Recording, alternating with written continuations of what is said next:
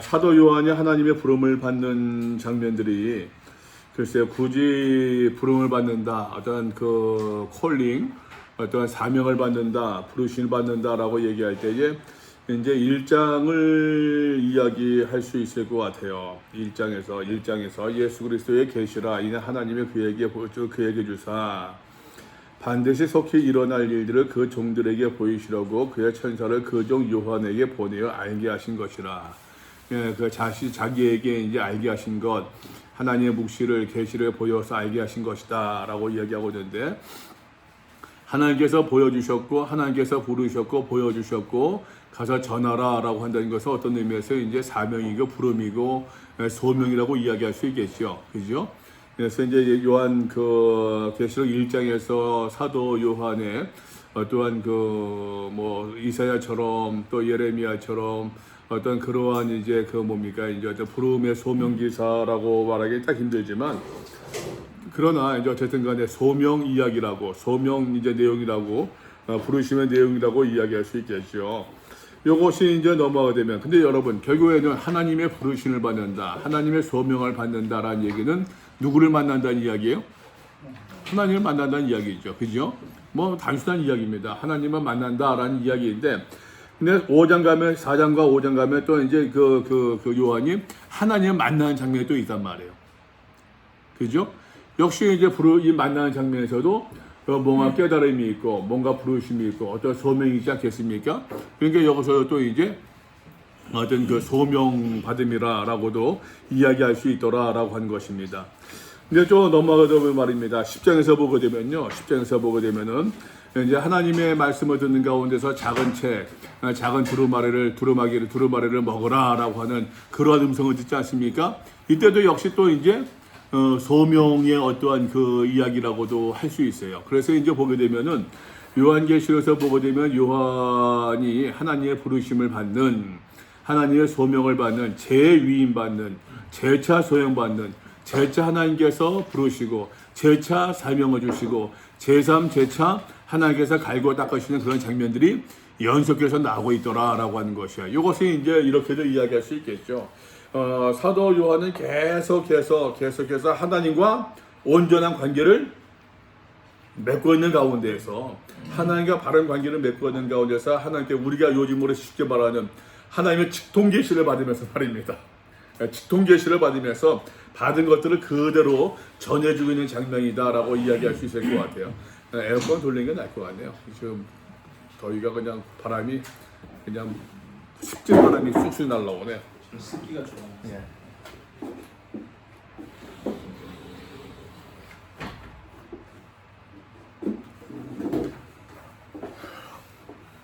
그래서 다시 얘기합니다. 요한계시록은 지금 세 개의 재앙 시리즈가 나오고 있어요. 7개의 인재앙, 그죠? 인재앙이 나오고 있고, 그 다음에 7개의 나팔재앙이 나오고 있고, 그 다음에 7개의 대접재앙이 나오고 있지 않습니까? 근데 이제 우리가 쉽게 봐서는 요한계시록 하게 되면 많은 분들이 요한계시록 대접, 재앙 이야기, 재앙으로만 생각하면서 7개의 인과 나팔과 대접의 재앙 이야기만을 우리가 먼저 염두에 두는 경우가 참 많이 있는 것 같아요. 근데 요한계시록은 인과 재앙과 인과 나팔과 대접의 재앙 이야기만이 아니라 그 중간중간에 다른 이야기를, 다시 말씀드립니다. 저는 이것을 이제 예화라고 말씀을 드렸어요. 그런 것을 통해서 뭐 어느 것이 저는 이거 굳이 한다면은 이 재앙 시리즈가 이제 재앙 시리즈를 재앙 이야기를 이제 예화로서 얘기를 하고 싶은데, 예를 들어서 말입니다. 1장, 2장, 3장, 4장, 5장 넘어갔습니다. 그리고 7장에서 14만 4천 명의 이야기가 나오고 있어요. 그리고 8장 넘어갑니다. 8장, 9장 넘어갑니다. 10장에서 천사와 작은 책의 이야기가 나오고 있고, 11장에서 또 주 증인의 이야기가 나오고 있고, 12장에서 여자와 용의 이야기, 짐승 2마리 이야기, 또 14장 14만 4천 명의 이야기가 나오고 있어요. 그리고 저는 대접 재앙의 이야기가 나오고 있고, 넘어가서 말입니다. 17장, 18장 해가지고 또 다른 이야기들이 지속되고 있어요. 그래서 요한계시록은요, 보게 되면 최소한 두 개의 스토리가 서로 말입니다. 이제 그 꽈배기 꽂듯이 등나무 올라가듯이 말입니다. 계속 아주 꽈서 이제 올라가는 그 장면이 있어요. 근데 또 이제 뭐 음악으로 이야기하면은 예를 들어서 피아노 협주곡이다. 피아노와 바이올린이 그 협주한다 하게 되는 말입니다. 때로는 피아노가 반주를 하지만 바이올린이 그 멜로디를 끌고 가고 멜로디를 끌고 와서 이제 피아노가 반주를 하고 있습니다만 어느 순간 가서 뭐가 돼요? 피아노가 또 이제 그 멜로디를 끌고 가거든요. 그러면서 이제 또 바이올린이 또 이제 이제 그 반주를 또 해요. 삼중주하게 되면 첼로와 같이 해가지고 서로 주거니 받거니 하면서 막 그러고 있어요. 근데 교회에서의 어떤 세션도 교회에서의 어떤 이제 음악 팀도 비슷한 것 같아요. 교회에서 왜 나는 가만히 생각해봤습니다. 교회에서 그런 음악들을 할 때 잘 나가지 않고 이제 아마추어들이니까 이제 갈등이 생기는 이유가 뭘까? 제 경험으로 돌이켜보게 돼 말입니다. 교회 앞에 나가서 이제 기타 치고 뭐 드럼 치고 뭐 하는 사람들은 주의 마음이 하나님을 찬양한다는 마음도 있지만 자기를 좀 뭐 그런 마음이 있거든요. 그러니까는 이거 그 드럼도 좀 작게 쳤으면 좋겠는데 꽉 쳐가지고 할매들이 시끄럽다고 막 그런단 말이에요. 이게 왜 작게 탕탕 치면 쉬는 사람이 재미가 없어요. 이게 막 두들고 싶은데 두두두두두 꽁꽁꽁 하고 싶은데 이 재미가 없어요. 그냥 다 서로 멜로디 하고 싶은 거예요. 예. 그러니까 하모니가 안 돼요. 저는 교회 세션에서 제일 잘하는 데는 제가 본 거 가운데서 서울에서 사랑의 교회 세션이 참 잘하더라고요. 거의 좀 풀어드린 것 같아요. 풀어드리고 정말 잘해. 주의 비영사에서 보게 되면은 정말 잘해요. 어떤 때는 가서 이제 그 세션 다 보여드리는 데 가서 앉아가지고서 기회는 치는 거 봐요. 치는 거 보게 되면 서로 눈빛 주고받다가 무슨 약속이 있겠지만 어떤 때는 건반이 딱 치고 나오게 되면은 또 이제 그 색소폰 부는 사람이 또 이제 반주 쭉 할 때가 있고 쉬면서 아예 쉬기도 하고 어떤 때는 또 이제 뭐 이게 뭡니까 이제 관악기 부는 사람이 갑자기 또 풀로 뚫고서 호로록 불면 또 이제 다른 사람들이 또 이제 그거 가지고 반주를 해주고 참 잘해요. 요한계시록도 그와 비슷해요. 요한계시록 이야기도 이 두 가지 이야기가 서로 얽으면서 서로 이제 주장하지 않고 원래의 메시지, 하나님의 심판의 메시지를 이야기함과 동시에 결국 여러분 하나님의 심판을 이야기한다는 얘기는 뭡니까? 종말을 이야기한다는 얘기는 종말이 있으니 심판이 있으니 너희가 지금 바르게 믿음 생활을 해야 된다는 얘기거든요. 그렇지 않습니까 여러분?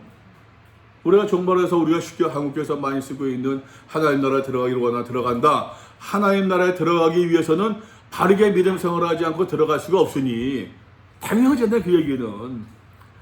근데 참 재밌는 것은 바른 믿음 생활을 이야기하지 않고 이것만 이야기한다고 하면 이게 언밸런스 되잖아요 이게.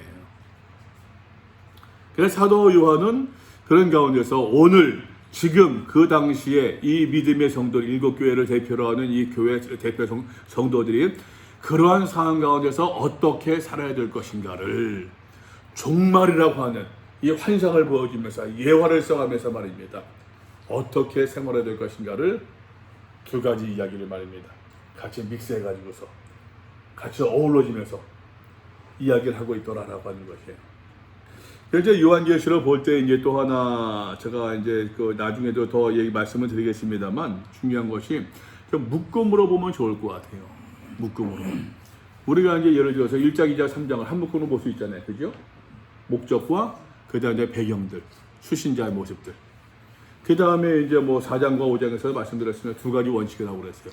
창조주 하나님과 어린 양 예수 그리스도를 하나님의 주권을 인정하고 어린 양 예수를 모델 삼아서 따라가는 성도가 이 세상에서 많은 유혹과 환란이 있는 이 세상에서 살아갈 수 있는 두 가지 원칙을 사도 요한이 제시하고 있는데 창조주 하나님, 창조하게 되면 주권 아닙니까?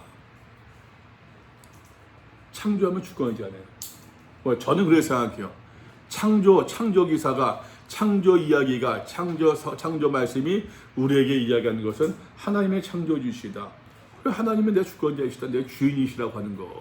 난 거기에 핵심이라고 저는 생각하거든요. 하나님 주권과 어린 양 예수 그리스도의 모델, 여기서 이야기하는 어린 양 예수, 죽음 당하신, 희생하신 그걸 모델 삼아서 살아야 된다. 그러면서 이제 6장에서 인의 이야기가 나오는데 여러분 6장에서 보면 첫 번째, 두 번째 6장 봅니다. 6장을 보게 되면 첫 번째, 두 번째, 세 번째, 네 번째, 다섯, 여섯 번째, 여섯 번째니까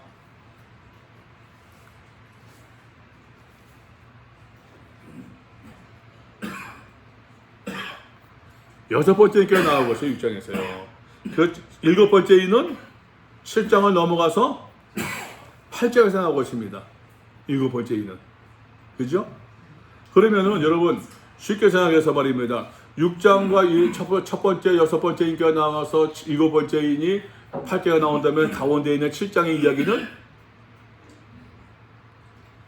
같은 묶음으로 보는 게 낫겠죠. 그죠? 같은 묶음으로. 다시 말씀드릴게요. 여러분, 우리가 환상을 봅니다. 우리가 지금 뭐 요즘 애들이 말하는 짤을 봅니다. 짤 무슨 말인지 알죠? 뭐 짤 영상도 있고, 어떤 스틸, 사진도 있고. 우리는 그것을 보게 되면은, 여러 영상을 본다면, 그 통으로 보는 거예요, 그냥.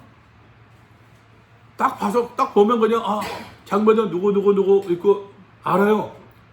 딱 머리 좋은 사람들, 눈치 빠른 사람들은 말입니다. 딱 보여주고서 뭐가 보였냐, 누가 있었다, 무슨 옷을 입고 있었다, 알아요. 그것은 그냥 확 들어오는 거야, 그냥. 근데 확 들어오고서 1초, 2초밖에 보지 않았지만, 그러나 그것을 이야기할 때는 1초, 2초 가지고서 모자르잖아요. 말로 전달하는 것은. 더더군다나 글로 전달하는 것도 그렇고. 그러니까 여기서 그 첫 번째 인의 재앙, 인의 심판의 이야기를 할 때에 14만 4천 명, 7장에서 이야기도 이것은 같이 보는 것이 맞다라는 얘기예요. 같이 보는 것이. 그 이유는 또 이제 다음에 또 설명을 드릴게요. 같이 보는 게 맞아요. 자, 그러면서 말입니다. 어쨌든 인 재앙 시리즈에서 하나님의 심판, 인의 심판 이야기 가운데서도 하나님께서 믿음의 사람들을 보호하신다, 보호하지 아니하신다? 보호하신다. 14만 4천 명을 대표하는 거예요. 또 얘기했습니다. 인 재앙 이야기할 때, 인의 심판 이야기할 때는 믿음의 사람들도 포함된다, 대상에 포함된다, 포함되지 않는다? 포함된다.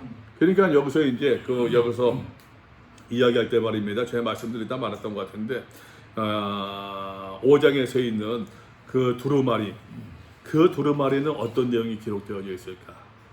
물론 이제 그 심판의 이야기가 있겠죠. 그러나 이것을 말입니다. 어떤 내용에서 보게 되면은 신정론의 문제도 이야기하고 있어요. 신정론. 무슨 말이냐? 신정론은 뭔지 아시잖아요. 하나님은 과연 정의로운 분이신가? 하나님의 정의로움을, 하나님의 옳음을 어떻게 이야기할 수 있겠느냐? 여러분, 하나님은 절대적인 선이십니다. 맞습니까? 하나님은 악이 없습니다. 맞습니까? 맞습니까? 근데 보세요. 욥기를 보게 되면 욥기 같은 경우도 대표적으로 하나님의 신정론을 이야기하고 있는데 욥기에서 보게 되면은 욥이 동방의 의인이라고 해가지고서 막 칭찬하고 있는데 사탄이 하나님께 말하잖아요. 저 하나님께서 복 주시면 그렇지. 저 쳐보십시오. 하나님께서 사탄에게 그걸 권한을 주시잖아요. 그죠? 권한을 주세요. 생명 건드리지 말아라. 권한을 주세요. 그러면 여러분, 절대적인 신이신, 유일한 절대 선이신 게 하나님께서 악을, 사탄을 통제한다. 선이에요, 악이에요? 선이요? 왜? 하나님 주권에서 내가 지으면 그 발들이 안에서 하나님이 이끌어가시는 과정에 제가 목회를 하면서 어느 교인이 말을 안 들어요. 하하 속서 이후로네. 말대가 똑똑하고 뭐 할 때가 저기 열심히 하고 있는데 딱 끼고서 이제 쫙 그걸 보고 있고 열심히 내 충실한 그 오른팔 같은 그 집사님이 계시는데 이분이 조폭 출신이에요. 조폭이 현지 조폭이에요. 집사님 그거 이 집사님 손 좀 봐줬어. 손을 봐줍니다. 환자가 오시네. 그러면 어떻게 해야 돼요? 그러면 목사로서 맞는 모습이에요, 안 맞는 모습이에요? 어떠세요? 목사로서 맞습니까, 안 맞습니까? 예? 안 맞어요. 옳지 않죠? 다시 여쭤볼게요. 우리가 선이가 버리고 절대 선이신 그 하나님께서 악을 빌링한다.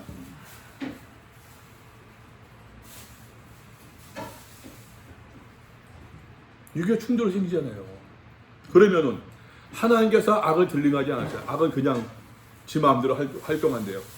그러면은 우리가 믿고 있는 기독교는 유일신종론인데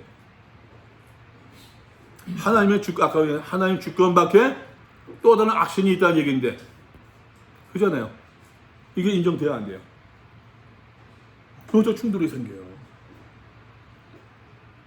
그 신정론은 사실 저는 그러잖아요. 신정론은 우리 말로, 우리 사람의 언어로서 이게 표현 정립할 수 없는 것 같아요. 기독교 신학 역사상 이거는 얘기 안 돼요. 결국 궁극적으로서 하나님께서 모든 것을 주관하신다. 이건 성경의 이야기예요. 악이라고 할지라도 그러나 우리의 짧은 지식으로, 짧은 경험으로 절대적인 선이신 하나님께서 왜 악을 다스리냐? 이거는 또 이제 프로세스 할 수 있거든요. 이거는 이런 충돌이 생길 수 있단 말이에요. 그럼 여기서 또한 신경론의 문제는 그 선과 악의 문제만이 아니라 믿음의 사람들이, 쉽게 얘기해서 믿음의 사람들이 고난을 받아야 됩니까? 안 받아야 됩니까?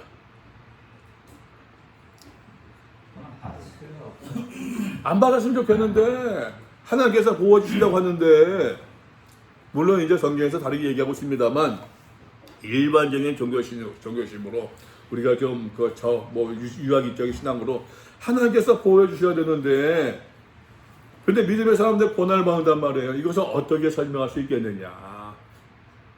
이게 이제 신경론의 문제예요. 물론 성경에서는 우리가 로마서 말씀하는 것처럼 영광을 받기 위해서 고난 함께 받아야 된다. 그 고난을 다 거쳐가야지만 우리가 하나님의 영광에 이룰 수 있다라고 하는 것을 그래도 우리 정도는 알고 있고, 그래도 그러면서도 고난을 좀 덜 받았으면 좋겠는데 바람이 있으면서도 그래도 감내해야지 어떡하겠나 이런 마음이 있습니다만, 근데 이제 그 요한계시록도 그런 데 대한 문제인 거예요. 믿음의 사람들이 고난을 받고 있거든요. 믿음의 사람들이. 우리가 5장에서 6장에서 보지 않았습니까? 네 번째 인해서, 다섯 번째 인해서 하나님의 말씀과 그들이 가진 증거로 말미암아 죽임을 당한 영혼들이 거룩하고 참되신 대주제여 땅에 거하는 자들의 심판에 우리 피를 갚아주지 아니하시기를 어느 때까지 하시려나이까. 즉 믿음의 사람들이 억울하게 고난을, 죽임을 당했다는 얘기, 안 당했다는 얘기. 당했다는 얘기입니다. 여기에 대한 답이. 그러니까 여기서 말입니다. 다시 이야기합니다. 이 두루마리에서는 말입니다. 어린 하나님 힘의 전사 가지고 있는 이 두루마리에서는 결국에는 이제 어떤 신정론의 문제들도 같이 담고 있는 것이 아닐까. 그러니까는 요한계시록 이제 만약 쭉 가서 보게 되면은 하나님께서 악인들은 심판하셔요. 다시 이야기합니다. 이내 재판에까지는 믿음의 사람들이, 경건한 사람들이 포함되지 않는다? 포함된다니까요. 나팔 제한 못은 포함되지 않아요. 나팔 제한 못은 경건하지 않은 자들을 향한 심판의 메시지예요. 자, 그러면서 하나만 더 이야기할게요. 8장 넘어가 봅니다. 8장 보게 되면은 일곱 번째 인이죠. 일곱째 인을 떼실 때 하늘에 반신하진 고요하더니 내가 보면 하나님 앞에 일곱 천사가 있어 나팔을 받았더라. 그래서 이 2절을 말입니다. 3절부터 또 다른 천사가 와서 제단 곁에 서서 금향로를 가지고 많은 향을 받았으니 3절, 4절, 5절을 일곱째 인의 심판의 내용은 이제 그 심판의 알맹이는 고요함이다라는 얘기예요. 그렇게 예전에 해석을 했었어요. 해석을 했었대요. 그렇게. 그러니까 그 말씀드린 것처럼 여러분 아주 조용하면 얼마나 무서워요. 아주 조용하면은. 저는 가끔 의아할 때 그 생각 들었는데 옛날 삼풍병까지 무너졌을 때 20며칠 만에 구조받고는 청년들이 있잖아요. 20며칠 만에 구조받고 그런 사람 얼마나 두려웠을까 이게. 여러분 터널 영화 보셨어요? 터널? 하정우 나오고. 나는 그 터널 영화 본 다음부터 저기 이제 경주지하고 막 그럴 때마다 꼭 내가 몇 번째 그 번호 넘버 있잖아요. 꼭 본다니까는 몇 번째인가. 오늘 누군지 아는데 그게 생각이 나는. 흘름치는. 지나갈 때마다 꼭 봐요. 내가 몇 번째 지나갔구나. 내가 몇 번째 봤지? 기억을 해 그게. 진짜 생각이 나요. 그게 여러분 얼마나 두려움이겠어요, 그게. 아주 정막이라는 것이 얼마나 큰 두려움이겠습니까? 그래서 그것이 심판이었다라고 얘기하는데, 제가 얘기해서 말씀드렸어요. 2절을 1절, 2절, 3절, 4절, 5절로 보지 말고 1절, 3절, 4절, 5절 보고 2절을 6절과 붙여서 보자라고 말씀을 드렸었어요. 그때 내가 보면 하나님 옆에 7천사가 서 있어 7나팔을 받았더라. 7나팔에가 7천사가 나팔불기를 준비하더라. 이게 자연스럽잖아요. 7개인을 떼실 때 하늘의 반시할 고요하더니 또 다른 천사가 제단 곁에 서서 금향로를 가지고 많은 향을 받았으니, 이게 자연스럽잖아요. 문맥이 말입니다. 자, 그래서 7죄인의 그 이제 심판 내용이 무엇이냐? 모든 기도 앞에 보좌 금조다 들고자 함이라. 향연이 성도의 기도와 함께 천사의 손으로부터 하나의 향연이 무엇과 함께? 성도의 기도. 이 성도의 기도가 뭡니까? 어떤 내용이었습니까? 아까 봐도 6장 10절에 있는 우리의 피 흘림은 언제 갚아주시겠습니까? 그 성도 믿음의 사람들의 탄원. 아까 말씀드렸습니다. 여러분, 신정론. 우리의 고난을 하나님 왜 돌봐주시지 않습니까? 왜 우리를 살펴주시지 않습니까? 이 성도의 기도가 금양로와 함께 뭡니까? 향연과 함께 어떻게 하나님께로 올라간다는 얘기예요. 하나님 앞으로 올라가는지라 하나님께 성도의 기도가 상달되었다는 이야기예요. 그로 말미암아 보세요. 천사가 향로를 가지고 전에 불어 담아다가 땅에 쏟음에 우레와 음성과 번개와 지진이 나더라. 이 우레와 음성과 번개와 지진이라는 것은 하나님의 심판을 이야기해요. 그래서 여러분, 7죄인부터 본격적으로 여섯 번째 인을 뗐을 때 이 사람들이 말입니다. 회개했습니까? 회개하지 않았습니까? 기억 안 나세요? 6장으로 넘어가 보세요. 6장 보게 되면은 6장 16절. 산들과 와이어라 우리 위에 떨어져 보지 않으신 이 얼굴에서 그 어린 자의 진도 우리를 가리라. 우리를 숨겨줘라. 창세기에서 나오는 것처럼 아담이 말입니다. 아담이 범죄한 이후에 바위 뒤에 숨었던 것처럼 우리를 가려라, 숨겨라오. 그들의 진노에 큰 하나님의 진노에 큰 날이 이르렀으니 누가 능히 서겠느냐. 이게 이 사람들의 태도였어요. 누가 능히 하나님 앞에 설 수 있겠느냐? 하나님 앞에 설 수 있는 그 육신이 있다는 얘기 없다는 얘기요? 없다. 없어요. 그러니 뭐 대충 살자. 어차피 다 죽을 텐데, 어차피 다 심판받을 텐데 좀 누리며 살자. 이게 여러분 오늘날 뭐 사람들의 모습이라고 해도 틀림이 맞는 모습이지 않겠습니까? 네, 어차피 그런 거 뭐 어차피 한 번 사는 인생 뭐 있어? 대충 살지 말고 좀 즐기다 가지 뭐 그래 빡빡하게 살아. 네? 우리 빡빡하게 살아 그냥 뭐 좀 누리면서 그냥 먹고 마시면서 세상 향락 누리면서 즐기다 가면 되지 뭐. 어차피 가는 인생. 누가 능히 서리요? 설 수 없다고 하는데 여기서 이제 14만 4천 명이 말입니다. 14만 4천 명이. 저 9절 보세요. 9절에 종려가 들어들고 보좌 앞에 어린 양 앞에 어떻게? 서서. 9절 보니까 6장 9절. 목사님 그거 보세요. 저 큰 거 보시지. 저는 요가 그렇죠. 서서 선을 살 사람이 있다는 얘기예요. 믿음으로 살아가는 사람들이 결국에는 하나님 앞에 설 수 있다 없다? 있다. 있다는 얘기예요. 그러니 이거 신정론에 대한 해답인 거죠. 근데 여러분, 신정론에 대한 해답이 이 땅에서의 답이 아닙니다. 이 사람들이 지금 죽었어요, 안 죽었어요? 죽었어요, 안 죽었어요? 죽었죠. 죽었잖아요, 지금. 9절. 그거 되면은 하나님의 말씀은 그들이 가진 증거로 말하면 죽임을 당한 영혼들이 죽었잖아요. 이 사람들 누가 능히 서리요? 누가 능히 서리요 한 사람은 죽임이 끝이라고 이야기하지만 그러나 죽임이 끝이 아니라는 얘기하시죠.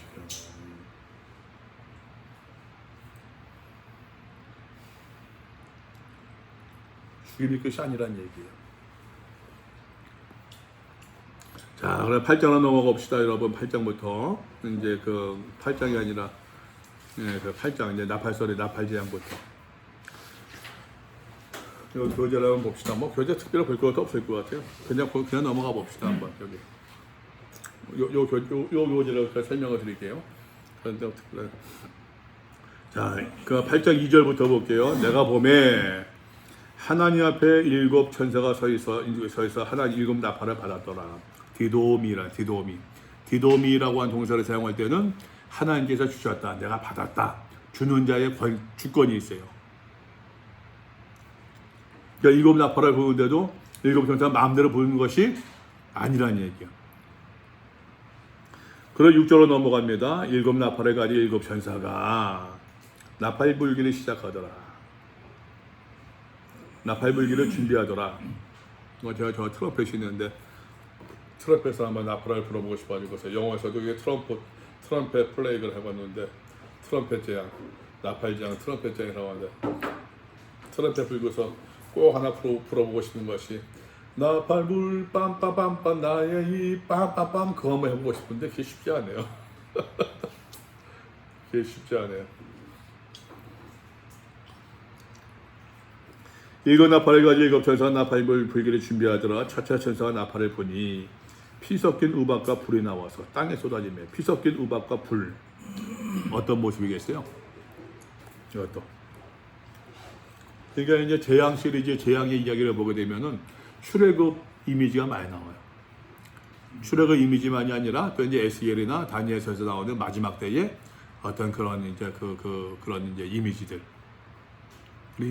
매우 많이 나오고 있어요. 여러분 이제 뭐 이 당시에 말입니다. 사도 요한도 그렇고 사도 바울도 그렇고 이 사람들이 구약에 대해서 얼마나 정통했겠습니까? 그죠? 김석기 목사를 축구하는 것보다도 훨씬 더 정통했을 거예요. 우리가 성경에 대해서 김 목사님이 빵 굽는 것보다도 훨씬 더 정통했을 거예요. 왜냐하면은 그때 문화가 다양치 않잖아요. 읽을 것도 한계가 있고, 읽을 것도. 뭐 아시겠지만, 지식이 지금 몇 개월마다 배가 된다고요, 지금? 전 세계 지식이? 지금, 어저께 그저께 하나 읽었던 책이, 이제 예레미야 끝나고서, 예레미야 이제 저걸 하지 말라고 그러네. 네? 옥수수 먹지 말라고 그러네. 그러니까.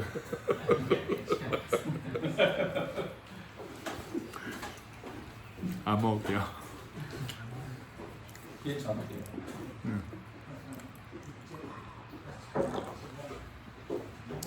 지금 뇌과학이 말입니다. 뇌과학이 그 블레인 리딩이란 말 쓰죠. 블레인 리딩. 뇌를 읽는데요. 이 사람 무슨 생각하고 있는가. 이미지를 읽는데 예를 들어서 뭐 하게 되면 어느 부위가 이제 그 반짝거리고 막 그런 게 있을 거 아니에요. 뭐 하고 하는데 이제 그것을 어느 부위 반짝거리는 줄 아는데 그것을 이제 뭘 생각하는지 모르는 거예요. 예를 들어서 이제 무슨 산을 보여주면은 어떤 그런 게 있을 거 아니에요. 그러니까는 많은 사람 해서 요 분은 산일 것 같다. 산을 보는구나. 짐작은 하지만 이게 이제 확증이 안 되는 거야. 그런데 그것이 이제 최근 몇 년 사이에 확증이 된대요. 왜 그러냐면은 지금 여러분 인터넷 모든 사람들이 인터넷 통해서 페이스북, SNS 통해서 말입니다. 어마어마한 사진과 어마어마한 동영상들을 막 올리잖아요. 그런데 또 재밌는 게 그렇게 AI에서 첨단 과학을 이야기하지만 그 AI 그렇게 그냥 좋은 컴퓨터도 고양이와 개를 구별을 못한대요. 못했대요. 고양이와 개를 구별하기 시작한 게 한 5, 6년 사이래요. 우리는 고양이와 개 보면 알잖아요, 그냥. 여러분들 우리 자녀들한테 이게 고양이다, 개다, 고양이 이렇게 생겼다, 개는 이렇게 생겼다, 개 멍멍 짖고 자세히 설명한 적이 있습니까? 그냥 보고서 이거 개, 이거 고양이야, 야옹 해봐. 그게 끝이에요. 근데 컴퓨터는 그게 안 되는 거예요. 근데 될 수 있었던 이유가 뭐냐면은 세계 유저들이 고양이 사진들을 수백만 개 올리는 거야. 고양이 사진을 올리는 거야. 그러니까 컴퓨터가 그걸 보고 학습을 하는 거야. 이해되시죠? 무슨 말인지. 그러다 보니까는 브레인 리딩 해가지고서 내가 이거 산을 보는 것 같은데 그게 잘 안 돼요. 그 유튜브를 공부를 해가지고서 그 산 보고 있는 것이 내가 보는 산 정확한 건 아니지만 설악산, 뭐 금강산 차이는 아니지만 그 산의 윤곽을 뒤에 보여준대요. 야, 그거 뭐 어마어마한 발전이죠. 어마어마한 발전이죠. 여기서도 비슷합니다, 여러분. 피 섞인 우박과 이것도 이제 이제 말씀드린 것처럼 종말 때에 어떠한 이제 그 이미지들, 특히 이제 이스라엘 사람들은 출애굽이라고 하는 것이 너무 결정적인 경험이었으니까. 고트바이트라고 하는 사람은 이스라엘 백성의 어떠한 이제 그 역사를 추적할 때에 그 사람들이 이제 그 가나안 땅에 거하고 있지 않겠습니까? 이스라엘 고트바이트는 거꾸로 추적을 해요. 고트바이트라는 신학자 지금은 저희 다닐 때니까는 뭐 이제 뭐 어떤 뭐라고 하는지 모르겠는데 그때 거꾸로 추적해서 왜 우리가 가나안 땅에 있느냐? 애굽에서 나왔다는 얘기야. 애굽에서 나왔는데 거기까지 나왔는데 우리가 왜 애굽에 갔느냐? 우리 조상들이 요셉이 이야기 나오고 요셉이 누구냐? 야곱이 나오고 야곱이 누구냐? 아브라함이 나오고 고트바이트는 거꾸로 해석을 해요. 그러니까 그만큼 이스라엘 백성들, 이스라엘이 이스라엘 될 수 있었던, 이스라엘은 사실 이제 국가라는 것보다 신앙 공동체 아닙니까? 신앙 공동체잖아요. 이스라엘 되는데 가장 결정적인 사건은 출애굽 사건이라고 얘기할 수 있어요. 그러니까 잊을 수가 없는 거죠, 이 사람들은. 출애굽의 모든 이미지들, 그들의 이야기와 그들의 경험과 그들의 절기와 그들의 법과 그들의 문화와 그 모든 것이 출애굽과 다 관련된 모습이지 않습니까? 법이 그렇잖아요. 절기가 그렇잖아요. 먹는 것도 그렇고 다 그렇잖아요. 것들이. 그러니까는 이러한 이야기 가운데서도 이제 그 출애굽의 이미지가 계속 반복되어 사용되고 있습니다. 땅에 쏟아졌대요. 땅에 쏟아지네. 땅에 얼마가 3분의 1이 다 타버리고 수목의 3분의 1도 다 타버리고 각종 푸른 풀도 다 타버렸더라. 3분의 1. 여러분 이제 그 6장에서 보게 되면은 첫 번째 인의 재앙이 있습니다. 두 번째 인이 있습니다. 세 번째 인이 있습니다. 네 번째 인에서 보게 되면은 네 번째 8절 말씀 보면은 그들이 땅 몇 분의 1을 권세로 얻어? 8절? 6장 8절 보게 되면은 6장 8절 4분의 1이에요. 그러니까는 여기서 생략되었습니다. 첫 번째 인, 두 번째 인, 세 번째 인, 네 번째 인의 심판을 통해서 땅 4분의 1의 권세를 얻어 땅 4분의 1을 망가뜨릴 수 있는. 인의 재판에서 인의 심판으로서 땅 4분의 1이 망가졌습니다.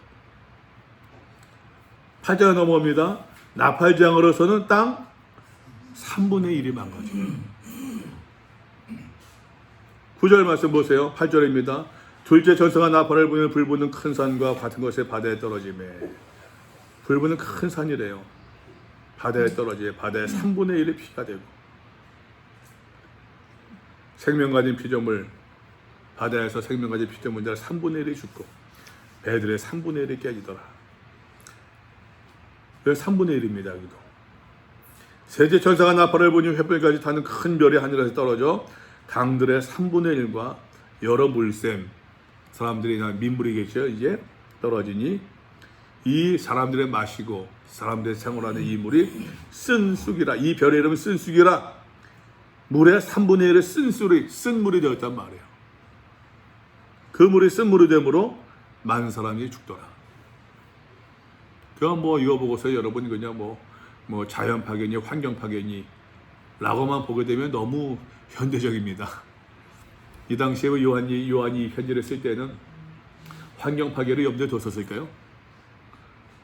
그러면 또 이제 어떤 이제 좀 근본주의에 물든 사람들은 요한은 그런 이제 그 알지 못했어도 하나님께서 이미 그걸 알치고서 이제 그런 걸 줬다라고 얘기를 하게 되면 할 말이 없어요.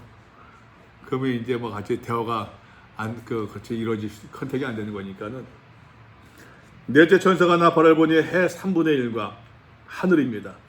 별들의 3분의 1이 타격을 받아 그 3분의 1이 어두워지니 나 3분의 1은 비추임도 없고 밤도 그러하더라.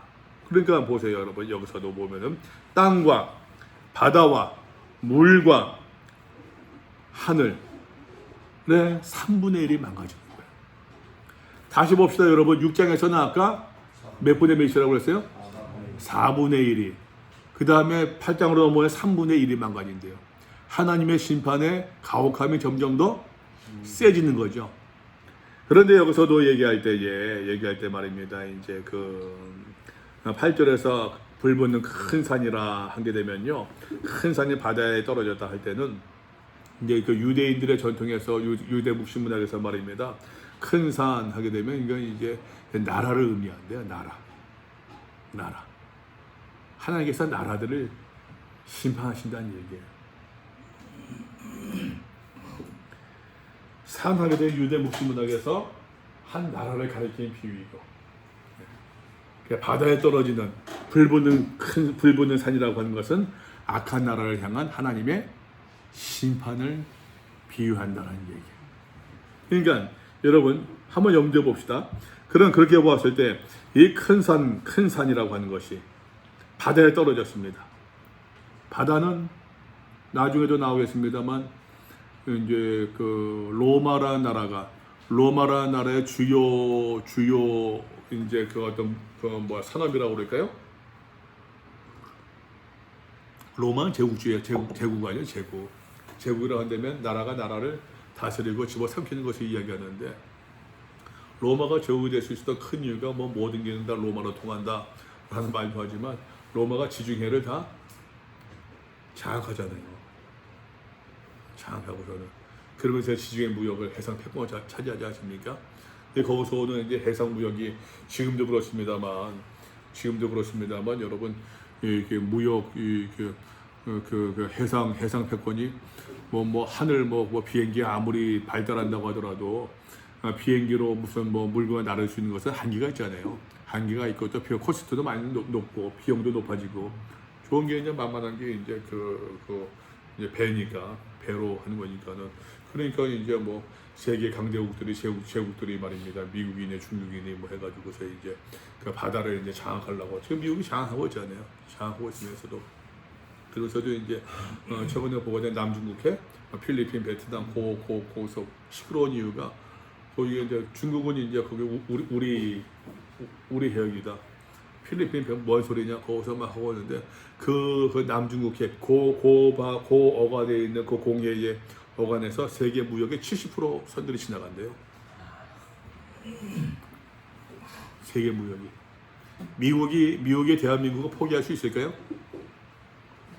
미국이 대한민국을 포기 못하죠. 포기하게 되면은 중국이 태평양 근처까지 나오는 건데, 지금 미국의 태평양만이야 대서양제 장악하고 다 죽어서 사는 건데, 중국은 어떻든 간에 몸부림치면서 좀 삐져나와 보려고 막 지금 몸부림치고 있는 거예요. 지금 시진핑 때 막 몸부림치고, 야 왜 달러만 기축통화냐, 우리 위안화도 하자 막 하고 있는 건데, 미국이 대한민국을 한반도로 포기할까요? 전문가들은 포기 절대 못한다는 거예요. 대한민국에 나가라 얘기해도 우리 돈 주면서 있을게라고 할 거란 얘기예요. 전문가들은. 해상무역. 근데 여러분, 그 큰 산, 불 붙는 큰 산, 하나님께서 그 한 나라를 망가뜨리면 하나를 심판하시는 것이 어디에 떨어져요? 바다에 떨어진다는 얘기는 어떤 의미가 있을까요? 세계, 지금 지중해 무역이 다 망가진다는 얘기예요. 저는 여러 번 강조했습니다. 여러 번 2장 3장에서 여러 번 말씀을 드렸어요. 7교회와 7교회 성도들을 그들만 놓고 보더라도 그들이 받고 있는 가장 그들이 노출되는 가장 큰 환란 위협이 뭐였어요? 위협이 신앙적 타협 뭐에 물질에 대해서 그 물질의 번영이 결국에는 뭘 통해서요? 뭘 통해서 커집니까? 무역을 통해서 물질이 커지고 그 물질에 장악한 큰 나라들이 있고 하나님께서 그 나라를 심판하시고 무역을 망가뜨린다? 곧 다시 얘기합니다 여러분. 4장과 5장에서 이야기했던 4장에 가서 우리가 믿음의 사람들이 살아가던 원칙 첫 번째 하나님의 주권을 얘기했잖아요. 창조주 하나님께서 언제든지 이것들은 심판할 수 있고 망가뜨릴 수 있다는 거예요 지금. 이해되세요? 근데 여러분 그런 이야기가 여러분 지금부터 2000년 전 로마 시대에 거기에만 해당되는 이야기겠습니까? 오늘은 안 그렇습니까 여러분? 오늘은 참 가슴 아픈 이야기, 저도 마찬가지고 가슴 아픈 이야기지만 코로나로 말미암아 교회가 무슨 어렵다 하지만 우리가 정말로 솔직하게 죄로 와서 부딪히는 위기가 뭡니까? 금전적인 문제. 돈이잖아요 솔직히. 돈. 당장 운영해야 되니까. 그건 여러분 우리만이 아니라 큰 교회들 작은 교회 다 마찬가지 아니에요 지금. 결국 돈이에요 돈.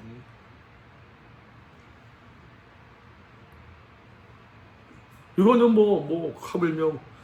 하물며 목사들도 그러는데 일반 교인들은 말을 뭐 하겠습니까?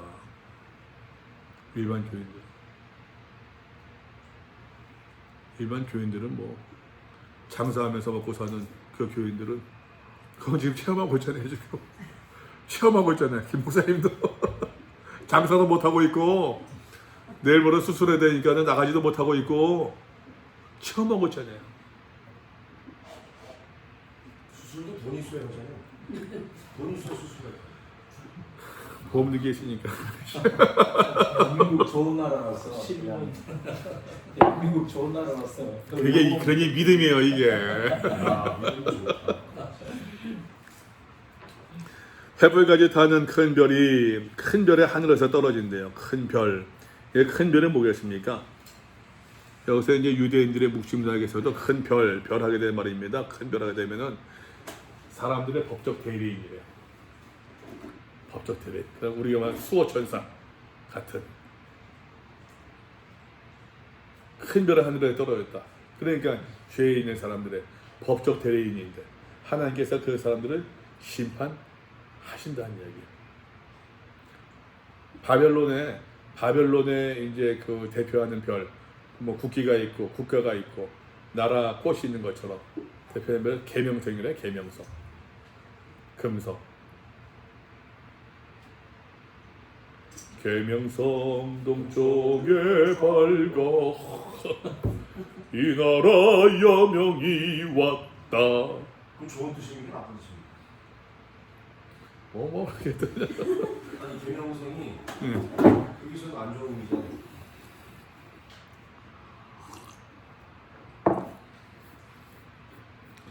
이 12장 보게 되면은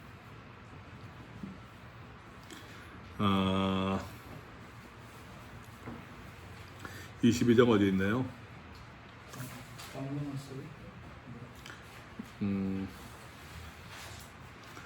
얘기하니까 또 그러네.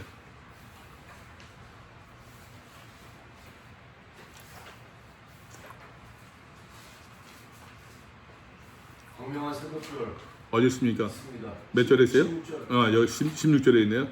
그 광명한 새벽별이라. 새벽에 가장 빛나는 별이 금성.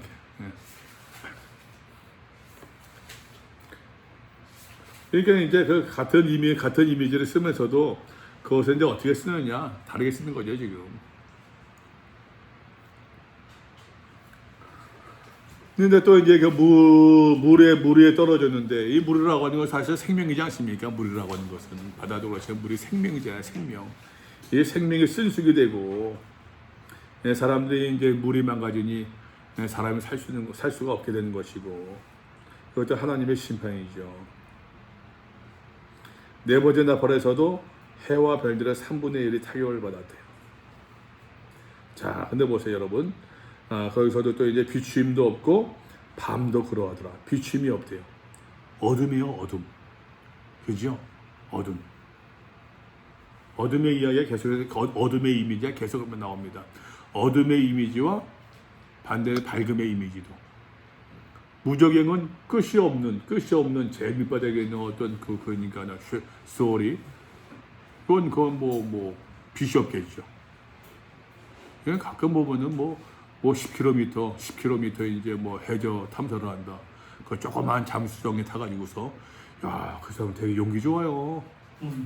들어가는 것도 용기지만 글쎄 이제 그 압력을 견딜 수 있는 잠수정이 그게 얼마나 될까요? 최소화시키지 않겠어요? 모르긴 해도 크면 클수록 또 압력을 받으니까 최소화시켜가지고서 그 최소의 구멍에 그거 들어가지고서 거기 들어가서 이제 아무것도 보이지 않는 데서 한 나 들어가 보지 않았지만 한 50m 들어가면 빛이 있을까요? 100m 들어가면 빛이 있을까요? 100m입니다. 100m 상 올라가는 문제 아닌데 100m 물속에 들어가면은 1000m 들어가면은 10,000m예요. 10,000m 그게 무슨 빛이 있겠어요 거기에. 그러니까 거기에 살고 있는 해양 생물들이 빛이 없으니까 눈이 필요하겠어요. 눈이 필요 없는 거예요. 그런 동물들이 보이고 빛이 없으니까는 고기들이 다 하얗고 참 신기해. 야, 그 사람 용기도 좋아하고 어떻게 들어가 있어 그거를. 난 절대 안 들어가요. 이 어둠도 성경에서는 계속 요한계시록의 이 어둠이 계속해 반복된 이미지가 하나님의 심판이에요. 어둠도. 근데 여러분 21장 22장 넘어가 되면은 더 이상 해가 필요 없대요. 왜? 우리 예수님께서 하나님께서 빛이 되어 주시니까 밝음이 있는 거예요. 사람들은 기본적으로 밝음은 좋아하죠. 그런가? 어둠은 좋아하나? 어둠 좋아. 적당한 어둠이 좋아하네. 어둠을 좋아합니다. 룸은 좋아해요. 13절 보세요. 내가 또 보고 들으니 공중에 날아가는 큰 독수리가 큰 소리로 이르되 땅에 사는 자들에게 화가 있으리니 몇 번이에요? 세 번. 화가 있으리니 세 천사들이 불어야 할 나팔소리가 남아있으리로다. 지금까지 몇 개 나팔 불었습니까? 네 개 불었으니까는 세 개가 남아있다는 얘기예요. 근데 이 세 개의 남아있는 세 개의 나팔은 앞에 있는 네 개의 나팔과 비교할 수 있다 없다? 비교할 수도 없을 것이다 라는 얘기예요. 그래서 9장으로 넘어갑니다. 조금만 쉬었다 해볼까요? 한 5만 쉬었다가